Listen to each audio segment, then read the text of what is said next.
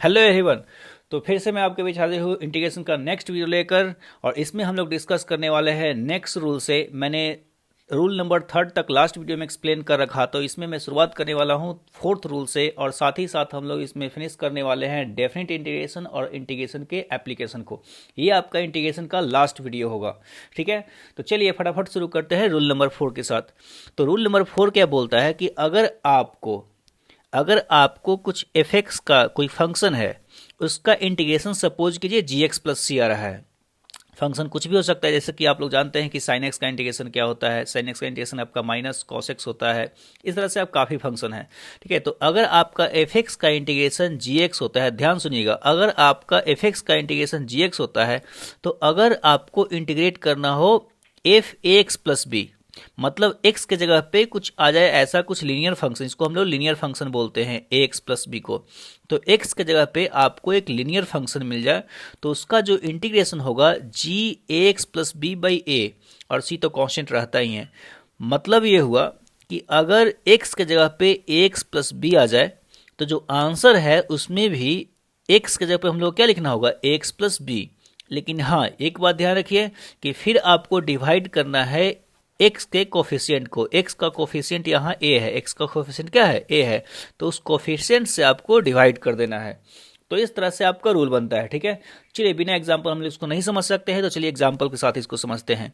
तो सपोज कीजिए कि आपको इंटीग्रेट करना हो साइन 2x प्लस थ्री, जो कि फर्स्ट क्वेश्चन है, आप देख रहे हैं एग्जाम्पल में। अगर आपको इंटीग्रेट करना हो साइन 2x प्लस थ्री, तो याद कीजिए साइन एक्स का इंटीग्रेशन होता था minus cos x. Sine x का इंटीग्रेशन क्या होता था, माइनस कॉस एक्स। तो यहां अगर आपको इंटीग्रेट करना हो साइन 2x प्लस थ्री को, तो इसको लिखेंगे माइनस ऑफ कॉस। लेकिन x की जगह पे क्या पुट करना है अब, 2x प्लस थ्री। मैं आपको बोल चुका था, जिस तरह से फॉर्मूले में x की जगह पे पुट किया गया ax प्लस बी, उस तरह से यहाँ पर भी साइन x का अगर होता तो cos x होता। लेकिन अगर आपको इंटीग्रेट करना हो साइन 2x प्लस थ्री, तो यहाँ पर जो आंसर आएगा वो जाएगा cos 2x प्लस थ्री, ठीक है, minus cos 2x plus three. लेकिन जो x का कोफिशिएंट है जो कि 2 है, उसको आपको क्या कर देना है, डिवाइड कर देना है, और कांस्टेंट तो रहेगा ही हमेशा, ठीक है। तो इस तरह से इस रूल में हम लोग प्रोसीड करते हैं। तो चलिए अगर हम नेक्स्ट क्वेश्चन को देखते हैं, कुछ एग्जांपल्स और देख ली जाए। अगर आपको इंटीग्रेट करना हो e to the power 2x plus nine, तो याद कीजिए e to the power x का जो इंटीग्रेशन होता था वो e to the power x ही होता था। तो इसी तरीके से e to the power 2x plus nine का इंटीग्रेशन हुआ e to power 2x plus nine. लेकिन जो x का कोफिशिएंट है जो कि है 2, उसको आपको डिवाइड कर देना है प्लस सी, ठीक है। याद रखिए सारे जो रिप्लेसमेंट होने चाहिए, जैसे कि यहाँ पर ऐसा नहीं होना चाहिए कि यहाँ हो जाए 2x² प्लस नाइन, उसका इंटीग्रेशन हम लोग नहीं कर सकते हैं अभी, ये फार्मूला उसके लिए वैलिड नहीं हो सकता है। यहाँ x का जो रिप्लेसमेंट होगा वो एक लीनियर फंक्शन होना चाहिए। लीनियर फंक्शन कहने का मतलब x के जगह पर होना चाहिए ax प्लस बी, ना कि x² प्लस बी या ax² प्लस bx, ऐसा कुछ नहीं होना चाहिए, ठीक है। एक बात को आप ध्यान रखें, बहुत लोगों को ऐसा कंफ्यूजन होता है, तो इसलिए मैंने आपको क्लैरिफाई कर दिया। चलिए आगे हम लोग बात करते हैं। सपोज कीजिए कि आपको भी इंटीग्रेट करना हो 3x माइनस फोर, तो यहाँ पर x की जगह पे क्या है, x की जगह पे है 3x minus one, sorry 3x minus one है। तो याद कीजिए कि ये एक पॉलिनोमियल फॉर्म है। आप मानिए कि ये पूरा का पूरा टर्म x ही होता, तो अगर x होता तो आप बोलते ये x to the power four है। अगर ये टर्म x होता तो आप क्या बोलते, x to the power four है, ठीक है। तो x की जगह पे आपके पास क्या है, यहाँ पर 3x माइनस वन है। तो इंटीग्रेशन में भी पॉलिनोमियल हम लोग यूज करने वाले हैं, और x के जगह पे लिखने वाले हैं क्या, 3x minus one two the power. अब पॉलिनोमियल है, पॉलिनोमियल को कैसे इंटीग्रेट करते हैं, पावर को पावर में एक ऐड करते हैं, तो हो जाएगा 4 plus one divided by 4 plus one, तो आपका इंटीग्रेशन हो गया। हाँ, साथ ही साथ एक और बात है, जो कोफिशिएंट है x का कोफिशिएंट क्या है यहाँ पर 3, उसको आपको डिवाइड कर देना है लास्ट में, तो प्लस सी हो जाएगा। चलिए इसको हम लोग थोड़ा अच्छी तरह से लिख लेते हैं, इसको हटा लिया जाए। तो अब हम लोग इसको लिखेंगे इक्वल कर कर, ये आपका जो आ जाएगा, ये आ जाएगा कितना, 3x minus one two the power 5 divided by ये 5 इंटू थ्री 15 प्लस सी, तो ये आपका आंसर हो जाएगा, ठीक है। चलिए आते हैं हम लोग नेक्स्ट क्वेश्चन में। तो नेक्स्ट क्वेश्चन है 1/4x 4 minus 5x to the square. तो इसको आप बोल सकते हैं, इसको एक बार और हम लोग लिख लेते हैं, इसको लिखेंगे 4 माइनस 5x या -5x+4 भी आप लिख सकते हो, तो यह टू द पावर -2 dx, ठीक है। अब चलिए इसको इंटीग्रेट करना है, तो इसको इंटीग्रेट करना है तो पावर फिर से पॉलिनोमियल फॉर्म है, और x के जगह पे क्या है, x के जगह पे है इतना सारा टर्म। तो चलिए इसको पॉलिनोमियल के फॉर्म में यूज करते हैं। तो पॉलिनोमियल क्या बोलता है कि x के जगह पे लिखिए आप कितना, 4 - 5x, 4 - 5x -2 + 1 डिवाइडेड बाई -2 + 1, और जो x का कोफिशिएंट है, x का कोफिशिएंट कितना है, -5, उसको लास्ट में डिवाइड कर देना है, +c, ठीक है। चलिए इसको थोड़ा हम लोग सॉल्व कर लेते हैं अब। तो इसको आप लिख सकते हो माइनस सॉरी इसको आप लिख सकते हो 4 - 5x to the power -1 divided by 5 + c, ठीक है। इसको आप अरेंज कर सकते हो, कोई दिक्कत की बात नहीं है, यहाँ पर जगह नहीं है तो इसको मैं इसी फॉर्म में छोड़ रहा हूँ, ठीक है। तो ये आपका आंसर हो गया। आप इसको पावर -1 है तो इन्वर्स में ला सकते हो, उल्टा, ठीक है। चलिए हम लोग नेक्स्ट क्वेश्चन को सॉल्व करते हैं। तो नेक्स्ट क्वेश्चन आपका है 1/2x - 1 इंटू dx, ठीक है। अब देखिए x की जगह पे आपका क्या है, 2x - 1, तो सोचिए कि 1/x का इंटीग्रेशन क्या होता था, 1/x, याद रखिए इसको हम लोग पॉलिनोमियल के फॉर्म में नहीं इंटीग्रेट करते थे, ये लॉग होता था, ln के फॉर्म में आता था। तो यहाँ पर हम लिखेंगे ln 2x - 1, इसको log बोलते हैं। 1/x का इंटीग्रेशन जो होता है वो होता है ln x, याद रखिए। तो इस तरह से 1/2x - 1 का इंटीग्रेशन होगा ln 2x - 1, और कोफिशिएंट कितना है x का, वो 2 है, उसको तो लास्ट में डिवाइड करना ही करना है, +c। तो इस तरीके से हम लोग इस फॉर्म को इंटीग्रेट करते हैं। तो ठीक है, तो ये रूल नंबर 4 था और इंटीग्रेशन का लास्ट रूल था, ठीक है। इतना आप अगर याद रखोगे तो फिजिक्स में कहीं भी अगर इंटीग्रेशन करना हो तो आपको कोई दिक्कत नहीं आनी चाहिए, ठीक है। आप क्वेश्चन खुद से प्रैक्टिस कर सकते हो। चलिए हम लोग आते हैं नेक्स्ट टॉपिक पे। नेक्स्ट टॉपिक है आपका डेफिनेट इंटीग्रेशन। तो डेफिनेट इंटीग्रेशन, अगर आपको, उसको हम लोग बोलते थे indefinite integration, actually simple integration अगर बोल रहे हो तो आप इनडेफिनिट इंटीग्रेशन बोल रहे हो। तो चलिए हम लोग पढ़ते हैं अब डेफिनिट इंटीग्रेशन। तो अगर आपको इनडेफिनिट इंटीग्रेशन अच्छी तरह आता है तो डेफिनिट इंटीग्रेशन बिल्कुल ही आसान है। तो यहाँ दिया हुआ क्या है कि इफ अगर एफ एक्स को आप इंटीग्रेट करते हो तो क्या मिलता है, जी एक्स, जैसे कि साइन एक्स को इंटीग्रेट करने के बाद आप लेते हो माइनस कॉस एक्स, जो भी हो, ठीक है। तो अगर आपको एफ एक्स को इंटीग्रेट कर क्या मिल रहा है, यहाँ पर जी एक्स मिल रहा है। तो हम लोग integration of F X D X from A to B, actually इसको हम लोग लिमिट बोलते हैं। एक्स इक्वल टू ए से आपको जाना है, एक्स इक्वल टू ए से एक्स इक्वल टू बी तक जाना है आपको। इसको हम लोग जो ऐसे पुट करते हैं उसको हम लोग लिमिट बोलते हैं, लिमिट ऑफ डिफरेंट इंटीग्रेशन। मतलब आप ये बोलना चाह रहे हो बेसिकली कि आप इस फंक्शन को इंटीग्रेट कर रहे हो ए से बी की तरफ। एक्स की वैल्यू ए से कहाँ जा रही है, एक्स की वैल्यू बी तक जा रही है। इसको यूज कैसे करते हैं हम लोग एप्लीकेशन में देखेंगे, ठीक है। तो चलिए X equal to A to B, तो इसका जो इंटीग्रेशन होता है वो होता है, आप जी एक्स लिख दो, ठीक है, क्योंकि एफ एक्स का इंटीग्रेशन क्या था, 0। अब लिमिट को कुछ ऐसे पुट किया जाता है, X is equal to A से X is equal to B. आप सिंपली ए टू बी भी पुट कर सकते हो, कोई दिक्कत नहीं है। अब इसको सॉल्व कैसे करते हैं, सॉल्व करना बिल्कुल ही आसान है, बस एक फार्मूला है। आप पहले अपर लिमिट पुट करो, मतलब एक्स की वैल्यू कितना पुट करो जी में, बी, तो आप इसको लिखोगे जी बी, ठीक है, माइनस, अब लोअर लिमिट पुट करो, हमेशा माइनस साइन आनी चाहिए। अब आप इसमें एक्स की वैल्यू ए पुट करें तो हो जाएगा जी ए, ठीक है। तो ये आपका सॉल्यूशन हो गया इस डेफिनिट इंटीग्रेशन का। बिल्कुल ही आसान है, आप प्रैक्टिस करोगे तो समझ में आ जाएगा। अब यूज कहाँ करते हैं वो देखने की बात है आगे। चलिए तो हम लोग डेफिनिट इंटीग्रेशन यूज करते हैं। तो देखिए यहाँ आपको साइन एक्स को इंटीग्रेट करना है 0 से π/2, एक्स इक्वल टू 0 से कहाँ तक, एक्स इक्वल टू π/2 तक आपको इंटीग्रेट करना है, ठीक है। तो चलिए फटाफट आते हैं यहाँ पर। तो साइन एक्स यहाँ आपका है, ठीक है। तो साइन एक्स का इंटीग्रेशन आप जानते हो क्या होता है, माइनस कॉस एक्स होता है। कितना होता है, माइनस कॉस एक्स। आपको जाना है कहाँ से कहाँ तक, 0 से π/2 तक, ठीक है। 0 से कहाँ तक जाना है, π/2 तक। तो चलिए अगर आप 0 से π/2 तक जाते हो, कांस्टेंट नहीं लेना होता, ये बात ध्यान रखिएगा। तो कॉस एक्स की वैल्यू आप π/2 पुट करें तो हो जाएगा आपको कितना, माइनस कॉस π/2 माइनस, ठीक है, बीच में माइनस पुट करना है, फिर 0 पुट करें। एक्स की वैल्यू कितना पुट करें आप, 0 पुट करें, तो एक्स की वैल्यू 0 पुट करें तो हो जाएगा माइनस कॉस कितना, 0, ठीक है। इसको आप लिखोगे 0 माइनस माइनस, ये माइनस माइनस 1 होगा, ठीक है। कॉस 0 की वैल्यू 1 होती है, तो माइनस साइन पहले से था तो ये 1 आ जाता है, ठीक है। तो साइन एक्स का इंटीग्रेशन 0 से पाई बाई 2 तक के बीच में कितना आएगा, 1 आएगा, ठीक है। इस वैल्यू को आप याद रखिएगा, जरूरत बहुत ज़्यादा जरूरी आने वाला है ये वैल्यू, आपको 12th क्लास में इसको काफ़ी यूज करने वाले हैं। चलिए, तो आगे हम लोग बात करते हैं अब cos 2x dx को, ठीक है, cos 2x dx को। तो देखिए अब cos का इंटीग्रेशन, cos का जो इंटीग्रेशन होता था वो होगा साइन, cos x का जो इंटीग्रेशन होता है वो साइन होता है, डिफरेंशिएशन माइनस साइन होता है, एक बार ध्यान रखें आप।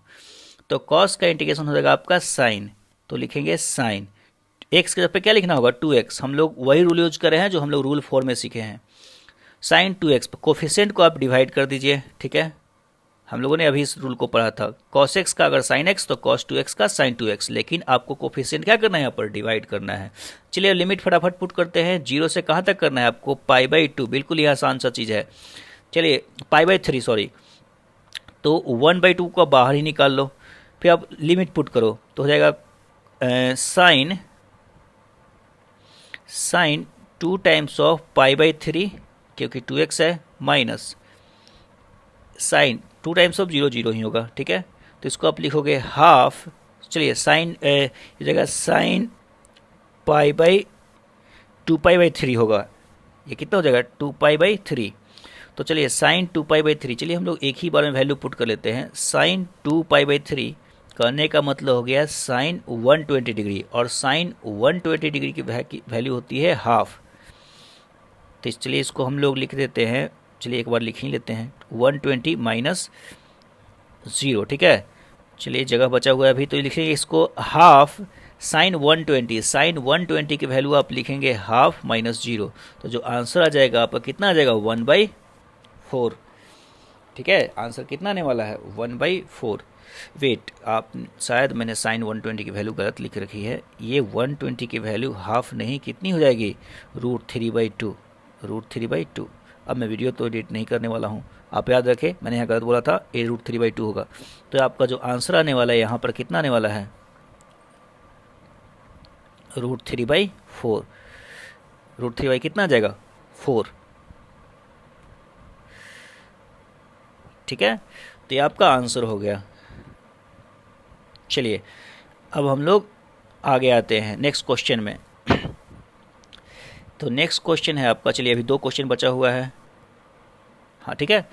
तो चलिए इसको इंटीग्रेट करना हो तो इसको आप सेपरेटली इंटीग्रेट करोगे, ठीक है। चलिए हम लोग एक साथ इंटीग्रेट कर देते हैं, कोई अलग अलग इंटीग्रेट करने की जरूरत नहीं है, ठीक है।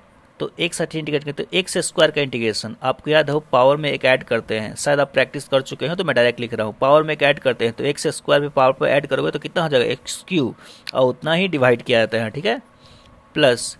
चलिए एक्स का इंटीग्रेशन करना हो तो एक्स का इंटीग्रेशन हो जाएगा, एक्स पावर में एक ऐड करने पे कितना आ जाएगा 2² उतना ही डिवाइड करते हैं, आपको 1 से 2 के बीच में इंटीग्रेशन करना है, ठीक है। तो चलिए अब हम लोग वैल्यू पुट करते हैं, तो x की वैल्यू जब हम लोग 2 पुट करेंगे तो हो जाएगा ये कितना 2³ प्लस, फिर से इसमें अगर x की वैल्यू 2 पुट करेंगे तो हो जाएगा 2² चलिए अब लोअर लिमिट पुट करते हैं, माइनस 1 वैल्यू अगर पुट करेंगे, x की वैल्यू 1 तो हो जाएगा, यहाँ पर पुट करने पे कितना आ जाएगा वो 1/3, 1³ मतलब 1/3 प्लस 1/2, ठीक है।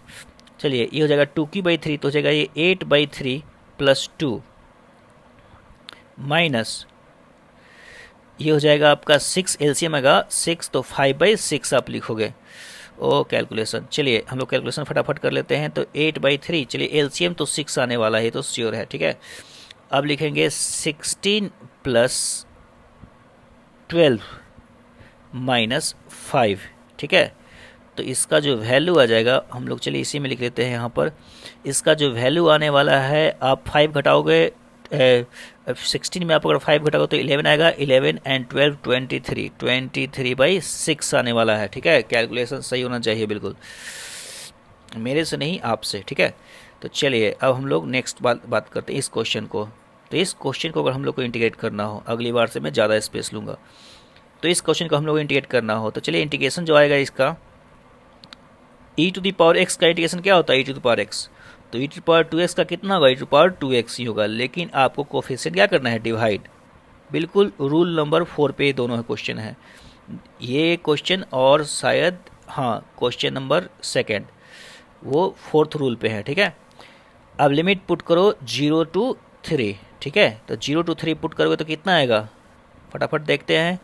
चलिए 3 पुट करने पे e⁻² 2 × 3 divided by 2 minus 0 put करो e⁻² 2 × 0 0 डिवाइडेड बाई कितना आ जाएगा 2, ये हो जाएगा e⁻6 माइनस 1 e⁻0 क्या हो जाएगा 1 डिवाइडेड बाई 2। तो ये आपका आंसर हो जाएगा। ई का वैल्यू 2.7 होता है, उसको हम लोग सॉल्व नहीं कर सकते, इसको ऐसे ही आप छोड़ दीजिए, ठीक है।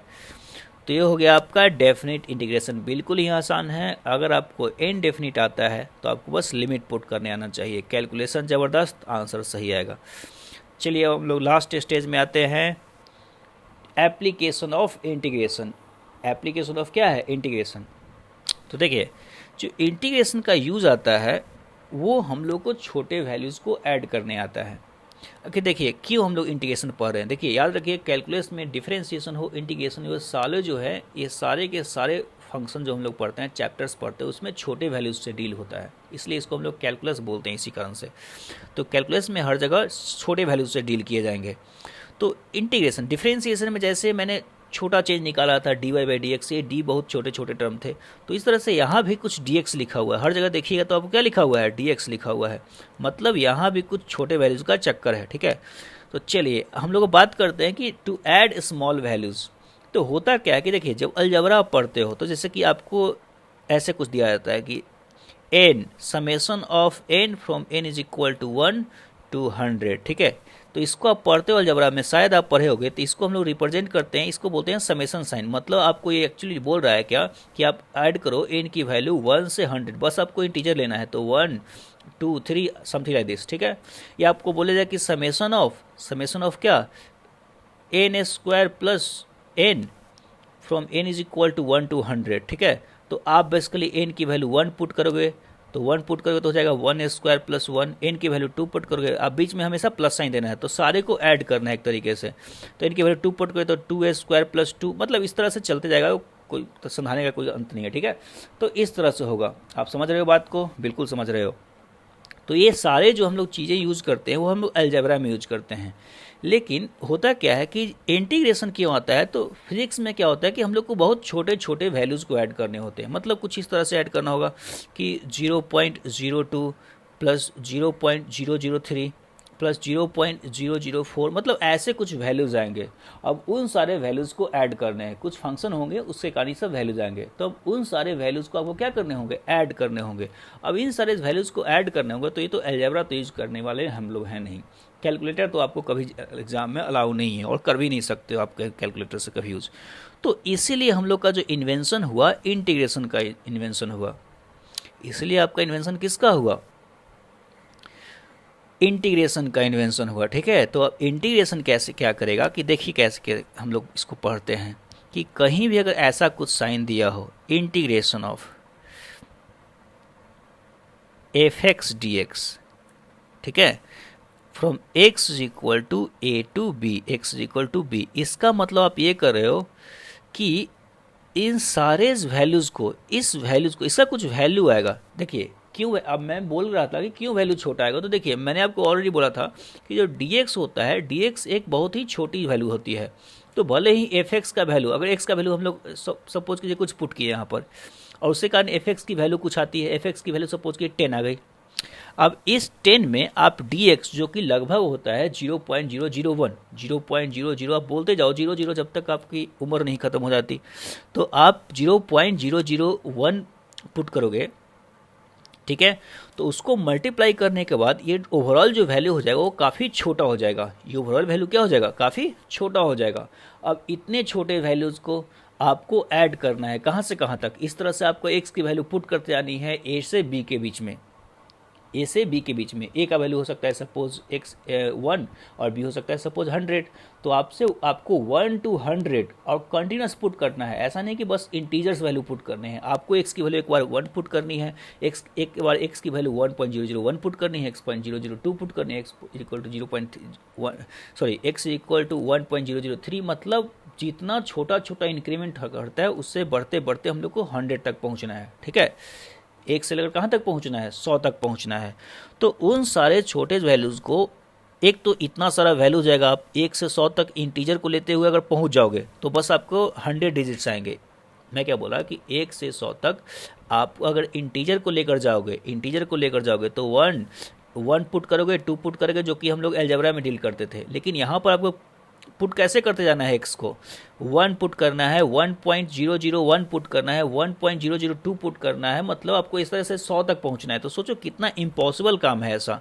तो जिन्होंने भी ये चीज़ इंटीग्रेशन डिस्कवर की थी, बहुत काम की चीज़ डिस्कवर की थी, और उसी को हम लोग यहाँ पर यूज कर रहे हैं बिल्कुल ही आसानी से, ठीक है। तो इसका मतलब मैं बोल रहा हूँ कि अगर कहीं मैं लिख रहा हूँ कि x equal to A to X equal to B, F X D X की वैल्यू क्या हो रही है, तो बेसिकली हम लोग ऐड कर रहे हैं, या हम लोग क्या कर रहे हैं, सम कर रहे हैं x equal to F x की value f x into D x को कहाँ से कहाँ तक, a से b तक ऐड कर रहे हैं, ठीक है। तो इस बात को आप ध्यान रखिएगा। इसको हम लोग कुछ इसी तरह से पढ़ते हैं इंटीग्रेशन में। अगर आप लिमिट पुट कर रहे हो a से b तक एफ एक्स डी एक्स का, कहने का मतलब एफ एक्स डी एक्स को आप ऐड कर रहे हो, जहाँ x को हम लोग वेरी करेंगे x इक्वल टू a से x इक्वल टू b तक, ठीक है। तो चलिए, तो ये हो गया फर्स्ट एप्लीकेशन। चलिए सेकेंड एप्लीकेशन जो है to find area under curve. अगर आप सोच रहे हो कि मैंने क्वेश्चन नहीं दिया, तो क्वेश्चन जो सेकेंड एप्लीकेशन में ही है, फर्स्ट एप्लीकेशन को भी इंक्लूड कर लिया जाएगा। तो जो सेकेंड एप्लीकेशन है to find area under curve. अब देखिए एरिया अंडर कर्व आखिर एफ एक्स डी एक्स या वाई डी एक्स जिसको बोलो, एरिया अंडर कर्व क्यों रिप्रेजेंट करता है, इसको आप ध्यान सुनिएगा, एक बार में एकदम बना लेना है। देखिए होता क्या है कि आप सिंपल सोचो कि अगर आपको कोई है वाई एक्स दिया हुआ है, ठीक है, एक्सिस, और यहाँ पर कुछ इस तरह से है, ठीक है, कोई एक ग्राफ है, बिल्कुल ये स्ट्रेट लाइन ग्राफ है, और आपको निकालना हो यहाँ से x1 से x2 के बीच में एक एरिया कितना आएगा, x1 से x2 के बीच में एरिया कितना आएगा, ठीक है।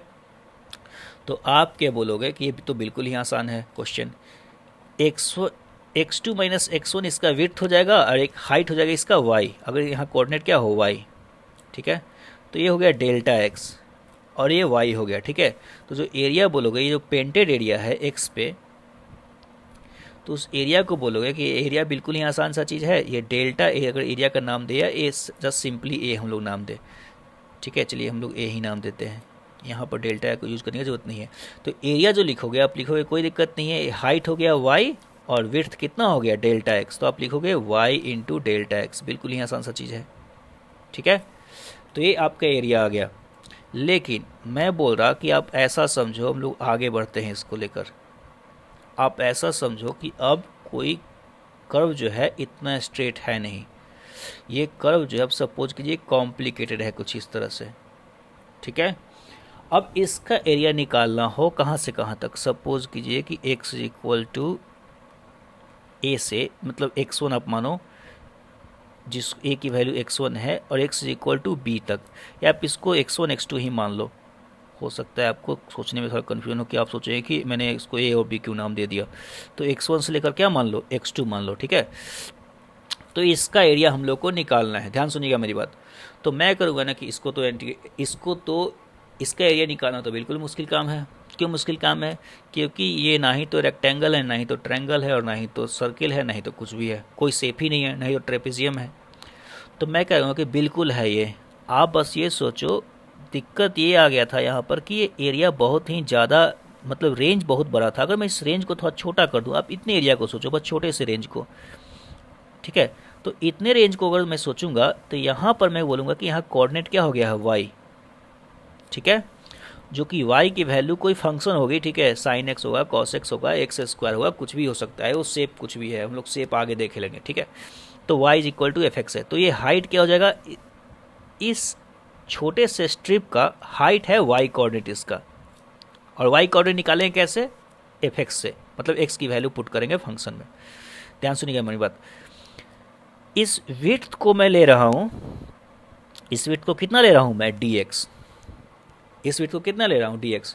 तो मैं बोलूँगा क्या कि एक छोटा सा एरिया है यहाँ पर, ये जो छोटा सा एरिया आ गया है आपका, वो dA आ गया है, छोटा सा एरिया क्या आ गया है, डी ए। मैं छोटे चीज़ को डी ए से मतलब डेल्टा ए को से नहीं डी ए से रिप्रेजेंट करने वाला, तो छोटे एरिया कितना आ गया है, डी ए आ गया है। तो मैं क्या बोलूँगा कि इस डी ए की जो वैल्यू है, छोटे से एरिया की जो वैल्यू है, वो है आपका height into width Y into D X. याद रखिए वो रेक्टेंगल है, बिल्कुल रेक्टेंगल शेप का, आपको समझ में आना चाहिए बिल्कुल बात ये रेक्टेंगुलर शेप का है। आप इसको मैं अगर फिर से दिखा दूं, पता नहीं आपको समझ में आ रही है कि नहीं आ रही है, वो तो मुझे कमेंट सेक्शन से ही पता चलेगा कितना समझ में आता है आपको। तो मैं क्या बोल रहा हूँ कि इस छोटे से स्ट्रिप, इसको हम लोग रेक्टेंगल मान सकते हैं, जिसका हाइट हो गया है आपका वाई कोऑर्डिनेट इसका, और जो विड्थ हो गया है कितना हो गया है, वो डी एक्स हो गया है। वो कितना हो गया, ये डी एक्स हो गया है। हाइट कितना हो गया है, वाई हो गया है। ठीक है, तो जो एरिया हो गया डी ए हो गया, वो हो गया है कितना, वाई डी एक्स। अब क्या करना है हम लोग को, तो ये छोटा सा एरिया था यहाँ पर, ऐसे ऐसे अगर आप आगे बढ़ोगे तो आप हर जगह आपको ऐसा ऐसा कुछ एरिया मिलने वाला है। एक बार मैं दिखा दूँ, तो इसी तरह से आपको आगे बढ़ोगे तो यहाँ भी एक एरिया मिलेगा। ठीक है, तो ऐसे ऐसे आप बहुत सारे एरिया, छोटे छोटे एरिया को, मैंने तो यहाँ को थोड़ा ज़्यादा विड्थ दिखा दिया, इसको बिल्कुल डीएक्स को बहुत छोटा मानते हैं।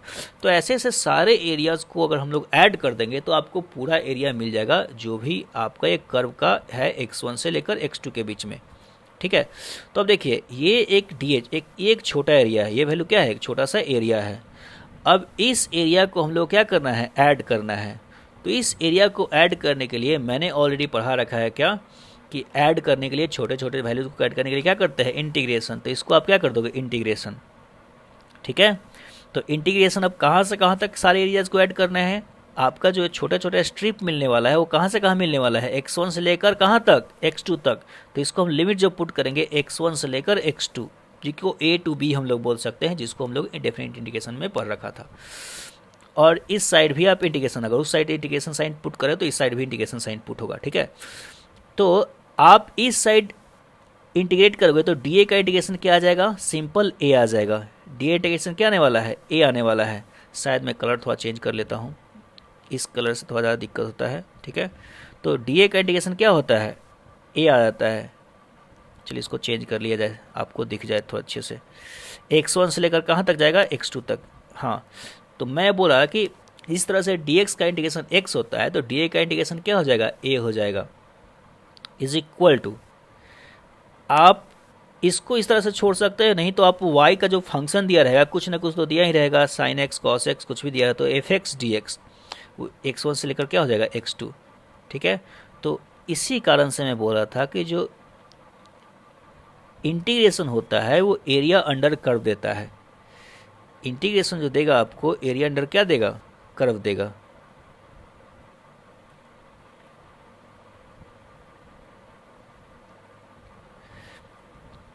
प्रोजेक्टेड ऑन, इसको बोलते हैं प्रोजेक्टेड ऑन एक्स एक्सिस। मतलब हम लोग जो एक्स एक्सिस से प्रोजेक्ट कर रहे हैं नीचे नीचे की तरफ, वो एरिया देगा। ये एरिया दिखा दिया जाए आपको, ये एरिया देगा, ये पूरा एरिया जो आएगा ये देगा आपको वाई डी एक्स। ठीक है, चलिए एक और बात जान लेते हैं थोड़ा। एक बात याद रखिएगा कि हम लोग इसको नोट में लिखेंगे, अगली बार से मैं गारंटी थोड़ा ज़्यादा स्पेसियस लूँगा, पता ही नहीं चलता है कब इस जगह ख़त्म हो गया। ठीक है, तो नोट में मैं आपको ये बोल रहा हूँ कि आप एक बात को ध्यान रखो कि यहाँ तो पूरा का पूरा कर्व ऊपर था। ठीक है, वाई एक्स, तो यहाँ तो पूरा का पूरा कर्व ऊपर था। सपोज कीजिए कि आपको कुछ ऐसा कर्व मिल जाए। ठीक है, आपको कुछ ऐसा कर्व मिल जाए, चलिए इसको थोड़ा अच्छे से और दिखाते हैं। आपका जो कर्व है, सपोज कीजिए कि कुछ ऐसा मिल जाए, और आपको इस कर्व का एरिया निकालना हो, एक्स एक्सिस से प्रोजेक्ट किया हुआ एरिया, मतलब आपको निकालना हो ये एरिया। ठीक है, तब यहाँ पर दिक्कत ये आता है, यहाँ पर दिक्कत ये आने वाला है कि जो ऊपर के एरिया, हम लोग बोलते हैं क्या है कि इंटीग्रेशन जब हम लोग करते हैं तो ऊपर के एरिया को हमेशा पॉजिटिव कंसीडर करता है और नीचे के एरिया को क्या कंसीडर करता है, नेगेटिव कंसीडर करता है।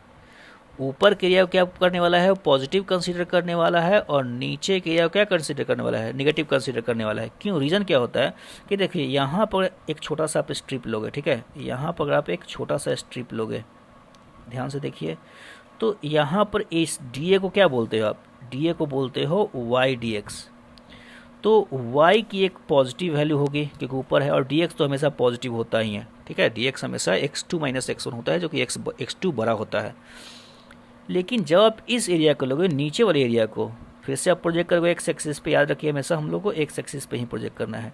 तो इस डी की जो वैल्यू आ जाएगी, डी की वैल्यू क्या आ जाएगी, वो नेगेटिव आ जाएगी, क्योंकि आपको वाई डी जब आप लिखोगे तो वाई की वैल्यू यहाँ है क्या, वो है नेगेटिव, और डी तो है आपका पॉजिटिव, ठीक है। डी क्या होने वाला है, पॉजिटिव होने वाला है। तो इंटीग्रेशन जो होता है हमेशा ऊपर के एरिया को कंसीडर करता है पॉजिटिव और नीचे के एरिया को नेगेटिव कंसीडर करता है। तो उसको न्यूट्रलाइज करने के लिए क्या करते हैं, इसको न्यूट्रलाइज करने के लिए हम लोग इसको हमेशा दो पार्ट में ब्रेक करते हैं। हमेशा हम लोग कितने पार्ट में ब्रेक करेंगे, दो पार्ट में। चलिए जगह तो बचा नहीं, चलिए फटाफट मैं इसको लास्ट में लेकर चला जाता हूँ। आप क्वेश्चन को देख मत लीजिए पहले से ही। मैं ये बोल रहा कि देखिए जो इंटीग्रेशन आप करते हो, ऊपर के एरिया को पॉजिटिव करते हो, नीचे के एरिया क्या करते हो, नेगेटिव कंसीडर करते हो। तो जब आप इंटीग्रेट करोगे तो सपोज कीजिए कि आप जा रहे हो x1, इसको हम एक पॉइंट मान लेते हैं x2, और इसको मान लेते हैं x3, इस कोऑर्डिनेट को मानते हैं x3, ठीक है। तो ये जो एरिया हो जाएगा वो आपका आएगा क्या, पॉजिटिव, मतलब इसको हम लोग a1 मान लेते हैं। और जो ए एरिया आएगा, नीचे वाला एरिया क्या आएगा, वो निगेटिव आ जाएगा, ठीक है। ये निगेटिव आने वाला है आपका। तो आपको जब नेट एरिया निकालना हो तो आप एक ही बार इंटीग्रेट करोगे, ऐसा नहीं करोगे कि आपको करना है एफ एक्स डी एक्स या वाई डी एक्स x1 से लेकर x3 तक, मतलब अगर आपको टोटल एरिया निकालना हो, वो आपको यहाँ से यहाँ करोगे तो वो a1 को पॉजिटिव देगा। मतलब a1 सपोज कीजिए a1 एरिया, ऊपर वाला एरिया आया 5 और नीचे वाला एरिया -2, तो वो अपने आप ऐड करते हुए वो -2 दे देगा। मतलब a2 का वैल्यू निगेटिव होता है, a2 का वैल्यू क्या होता है, निगेटिव, तो घट जाएगा, एरिया क्या हो जाएगा, घट जाएगा। ये आपका पॉजिटिव रहेगा और आप ऐड ही कर रहे हो, लेकिन नेगेटिव वैल्यू को ऐड करो तो अपने आप घट जाएगा। तो इसको रोकने के लिए हम लोग क्या करते हैं कि हम लोग इस पॉइंट x2 को फाइंड आउट कर लेते हैं कि x2 क्या है, और x को फाइंड आउट करने के बाद हम लोग लिखते हैं इंटीग्रेशन ऑफ y dx, ठीक है। आपको जाना होता है पहले x1 से x2, ध्यान सुनिएगा मेरी बात को, x1 से x2 ये आपको दे देगा a1, ठीक है, और ये आपका पॉजिटिव आने वाला है, ये आप जान रहे हैं, ये क्या आने वाला है, पॉजिटिव आने वाला है। फिर आप इसको इंटीग्रेट करोगे कितना, y dx को, ठीक है, y dx को, और ये आपका आएगा कहाँ से कहाँ तक, हम लोग जाएंगे x2 से x3 के बीच जाएंगे, और x2 से x3 के बीच जाएंगे तो ये जो आएगा a2 आएगा, और a2 क्या आने वाला है, वो निगेटिव आने वाला है। तो a2 जब निगेटिव आने वाला है तो अब तो हम लोग जान रहे हैं कि a2 निगेटिव क्यों आ रहा है, निगेटिव इसलिए आ रहा है क्योंकि ये नीचे एक्सिस है, ये बिलो है, ठीक है। तो ये अगर बिलो है एक्स एक्सिस के तो ये निगेटिव आ रहा है, और a1 क्या आ रहा है, पॉजिटिव आ रहा है, क्योंकि वो ऊपर है। जो अब नेट एरिया निकालना हो तो सपोज कीजिए कि a1 की वैल्यू आ जाए सपोज 5 और a2 की वैल्यू आ जाए कितना, -3। तो हम लोग को जो नेट एरिया निकालना हो तो 5 + 3 कर देंगे, माइनस साइन को यहाँ से हटा देंगे। तो एक बात ध्यान रखिएगा कि अगर आपको टोटल एरिया निकालना है एक्स एक्सिस पे तो आपको साथ ही साथ ग्राफ पता होना चाहिए। ग्राफ इसलिए पता होना चाहिए कि आपको पता नहीं होगा कि कौन सा एरिया ऊपर है, कितना एरिया नीचे है, तो आप करने चलोगे ऐड, अपने आप वो सब्ट्रैक्ट हो जाएगा। तो इस बात को हम लोग ध्यान रखेंगे, इसको आप नोट डाउन कर लीजिए आराम से, ठीक है। शायद हम लोग लास्ट में फंसने वाले हैं यहाँ पर। चलिए, तो इस तरह से हम लोग एरिया निकालते हैं। तो याद रखिएगा इन नोट में है ये कि अपवर्ड एरिया जो होगा वो आपका आने वाला है पॉजिटिव, और जो आपका डाउनवर्ड एरिया होगा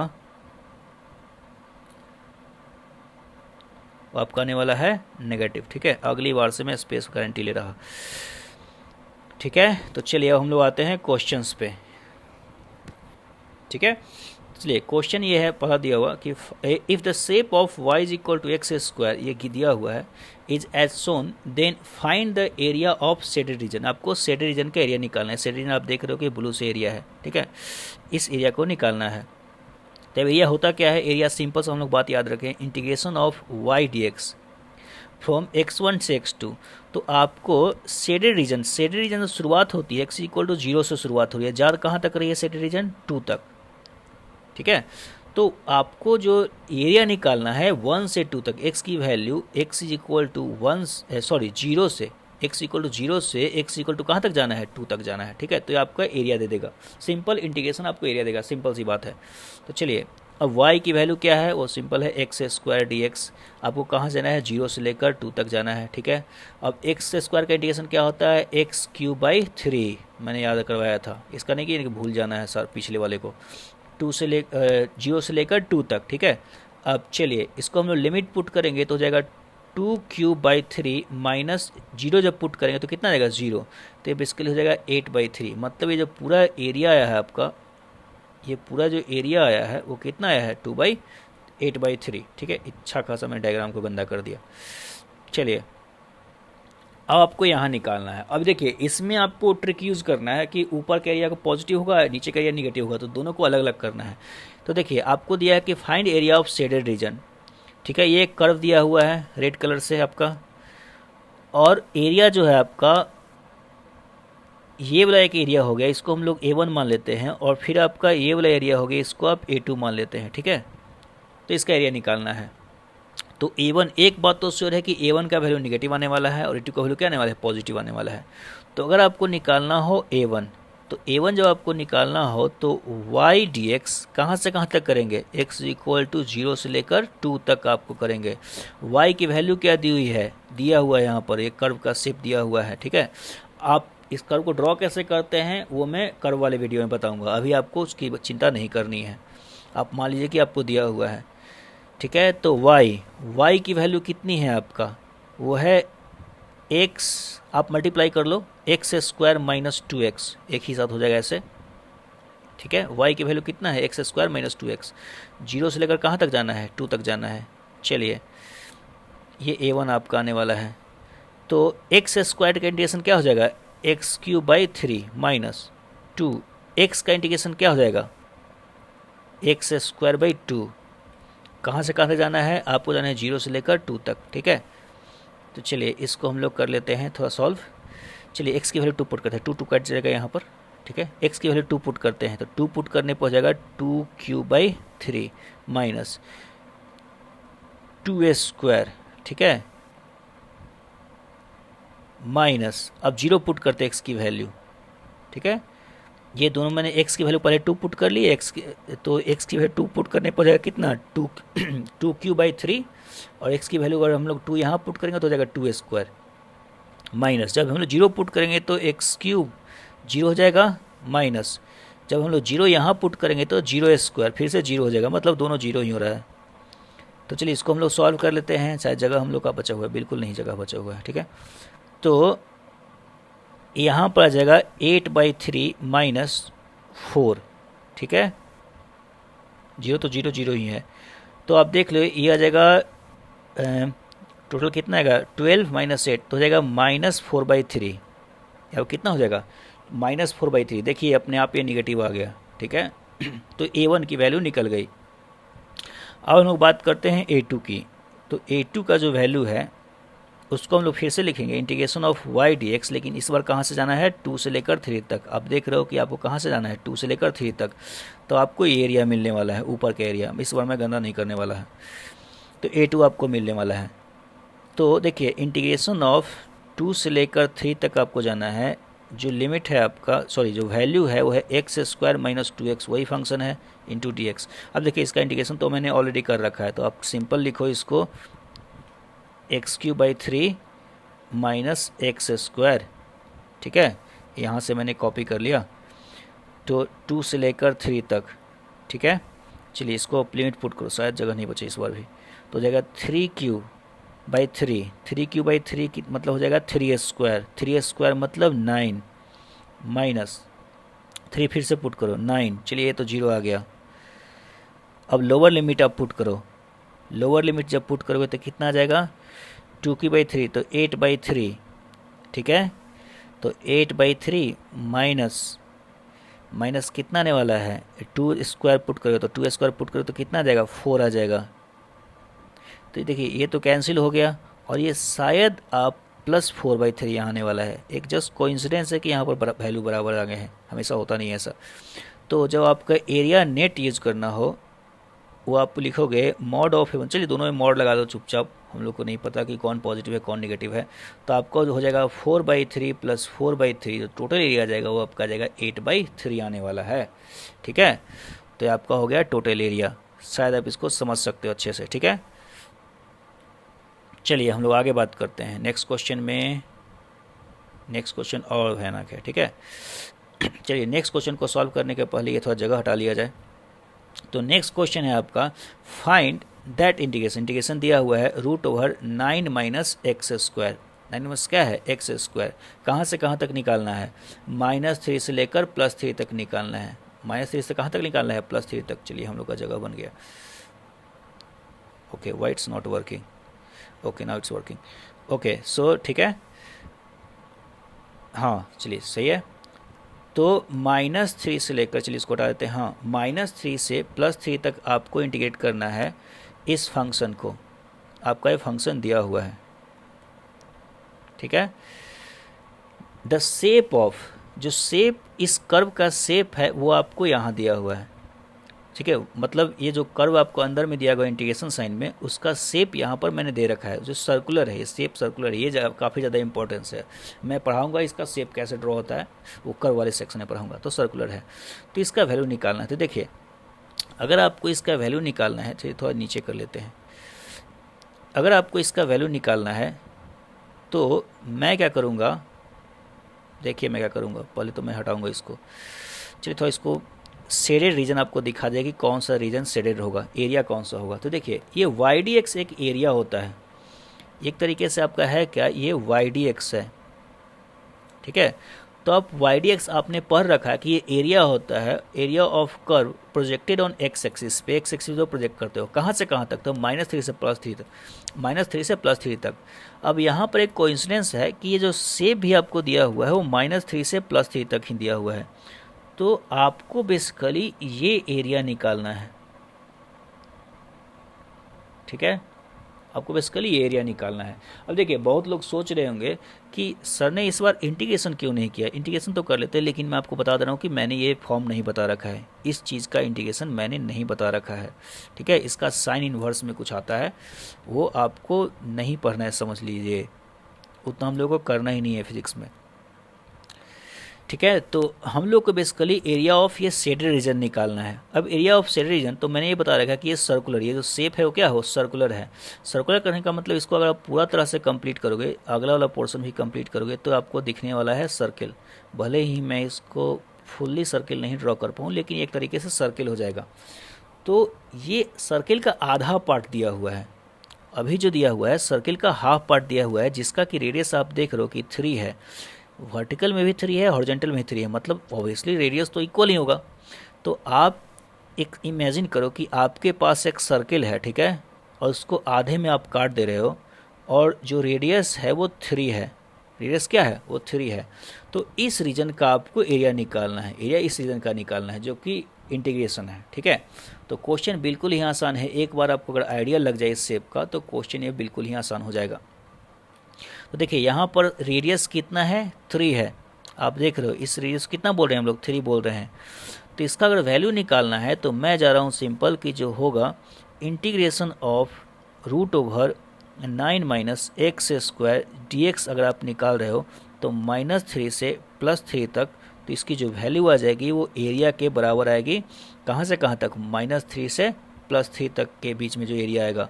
और वो एरिया है कितना, आप याद रखिए कि सर्किल का एरिया कितना होता है, πr², ठीक है। लेकिन ये सेमी सर्किल है, आधा सर्किल, तो πr²/2 लिखोगे, ठीक है। तो πr² की वैल्यू 3a²/2 मतलब हो जाएगा 9π/2। तो इंटीग्रेशन का वैल्यू हो जाएगा 9π/2। तो इस तरह से हम लोग को इस फंक्शन को हम लोग को इंटीग्रेट करने नहीं आता है, इस फंक्शन को हम लोग को इंटीग्रेट करना नहीं आता है। तो उसी कारण से मैंने एरिया वाला मेथड सिंपली यूज़ कर लिया। तो देखिए हम लोग इंटीग्रेशन को ऐसे भी सॉल्व कर सकते हैं, डेफिनेट इंटीग्रेशन को। तो चलिए आज के लिए इतना ही, और ये आपका इंटीग्रेशन का लास्ट वीडियो था। आप प्रैक्टिस कीजिए, बिना प्रैक्टिस का आपको नहीं समझ में आने वाली है। इंटीग्रेशन जो है आपका डिफरेंशिएशन से टफ होने वाला है। तो चलिए बाय बाय एंड